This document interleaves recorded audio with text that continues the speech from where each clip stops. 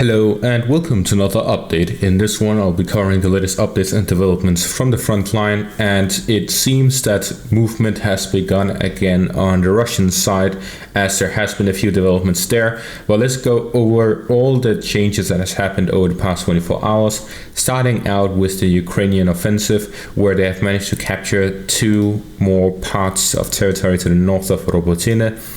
These may seem small, but these are actually more important than the large heaps of land they have taken north of these areas, as these are much more fortified than the northern parts, and they have to go through a lot more than in these northern parts. So essentially the Ukrainian forces are fighting very tough battles right here as they try to break through and reach the village of Robotyne and capture the village of Robotyne. So what we're seeing right now is that the Ukrainians are sending company after company through these fields towards Robotyne in hopes of capturing the village. And then we move further northwards, as the rest of the areas have essentially been without movement over the past 24 hours. There's been a lot of fighting, but not any results that has been reported. Then we move on to the Bakhmut area, where here the Russian forces are fighting heavily to regain control over the heights to the north of the village.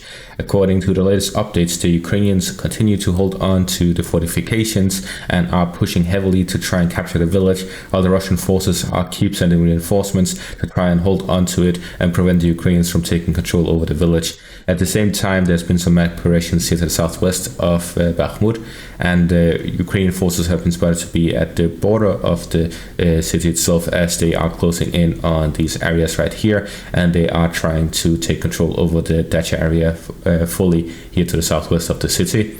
As for the northwest of the city, the Ukrainian forces have also managed to advance slightly here to the north of Homove, which they left when the Russians captured the city.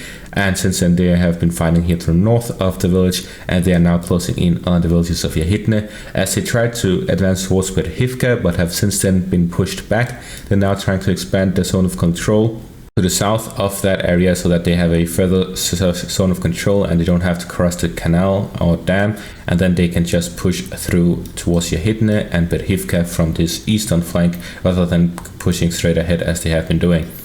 Then we move on to further north, south of Dibrove, where here the Russian forces have managed to push the Ukrainians further back and are closing in on the main road that goes through the southern area of the Serebrenki forest area. And we see that the Russian forces are continuously trying to gain control over territories here to the south, trying to break through the Ukrainian defensive lines, trenches and so on, as they try to push westwards. And this is in connection to the latest developments here by the village of Karmesinivka, as the Russian forces have gained a beachhead and are now further expanding it. In the latest update, they had control over this area. Now they have expanded it further, reaching the village of Novotihorivka, and according to some sources, they have also captured it, but it's not according to my reliable sources, so I'm waiting until they confirm it, until I should report on it. But there is generally some sort of shaping operations for the Russian forces here in this area. As I've mentioned in a video, the Russian forces have approximately 100,000 soldiers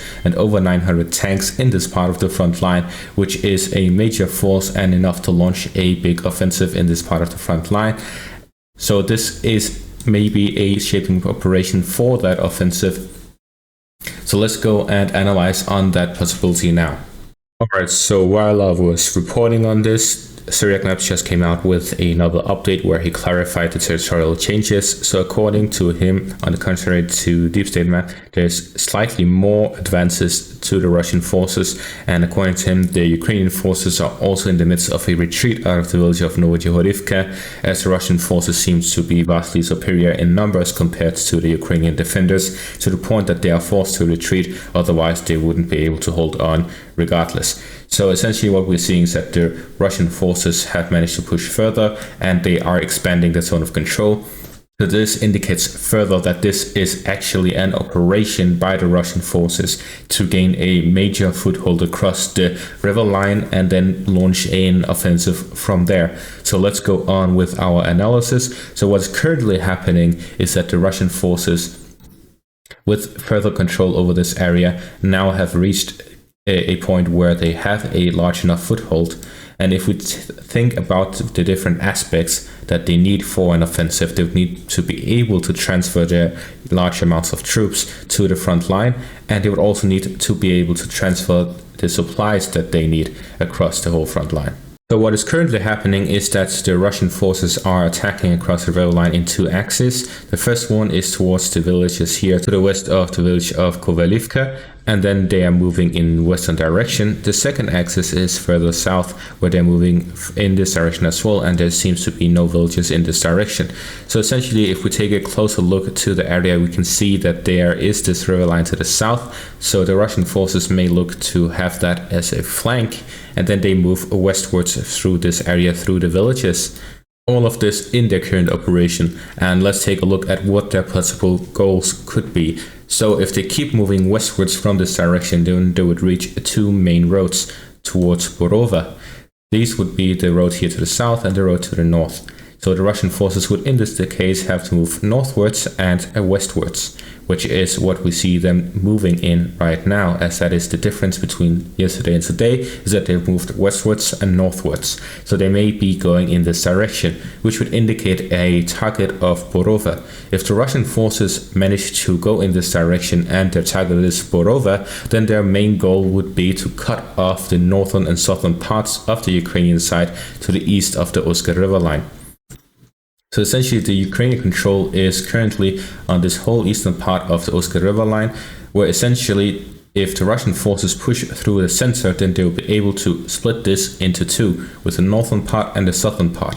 So the Ukrainian forces have two main supply roads and then two secondary supply roads. The two main supply roads are the Kupiansk area and the Uskil area. So essentially, the Ukrainian forces are receiving supplies from Izium to Liman, and they're receiving supplies from Kharkiv to Kupiansk, which then goes to the eastern side of the Uska River line. Then we have the secondary ones to the south of Kupiansk through Senkove, and then we have the center one through Berova. So essentially, if the Russian forces manage to go through the center and cut off Borova, not only do they cover a secondary supply line, they can also reach the northern part and go in the direction of Senkove, which would be the second secondary supply line for the Ukrainian forces across the Uska River line. Then they can move further northwards and essentially attack from two directions, from the northern direction towards Senkivka and then Kupiansk, or from the southern direction in the northern direction towards Kupiansk. They could also move southwards through these areas and cut off the supply line between Izium and Liman, after which they can follow it up with a push straight through Turske, also through the southern parts, Makiivka, Nevsk, and so on, and all of these attacks attack in three directions towards Liman. So this is actually a major operation. How much would they need for this? Well, essentially what they have prepared. Again, as I mentioned earlier, the Russians have 100,000 troops and over 900 tanks in this area. They have the necessary forces, and it looks like they're actually starting this operation. So we could be seeing or looking at a Russian operation starting in this part of the front line. So it is going to be a very important offensive for the Russian forces, because this is essentially the first offensive they'll be launching since the Battle of Bakhmut, which was the Wagner forces, and before that, then it was essentially the Lysychansk, Severodonetsk time. So essentially, they haven't launched any offensives in over a year. This is the first one in over a year, and most of the war in Ukraine.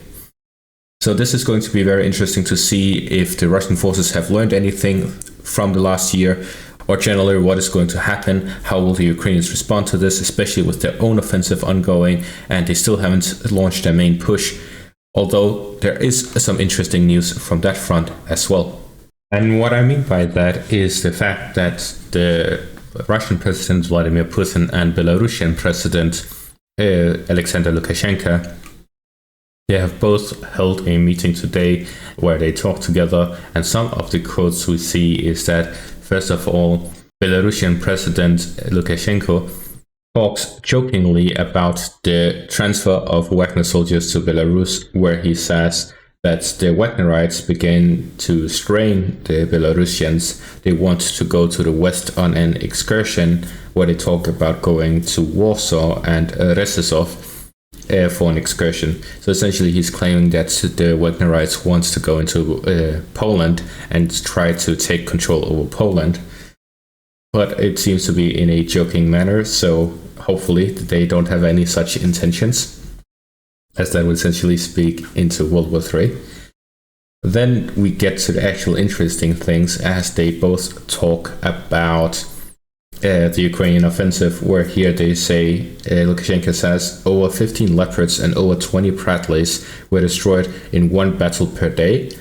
I think this is a mistranslation, and I think more it leans towards the fact that he says over 15 Leopards and 20 Bradleys were destroyed in one battle yesterday, because Putin follows up with this: a record number of foreign equipment has been destroyed over the past 24 hours. So I think the Ukrainian forces launched a large push with armored vehicles and tanks, and that, according to Lukashenko, the Ukrainians here lost 15 Leopards and over 20 Bradleys. And Putin mentions that this is the largest loss of equipment since the start of the battle.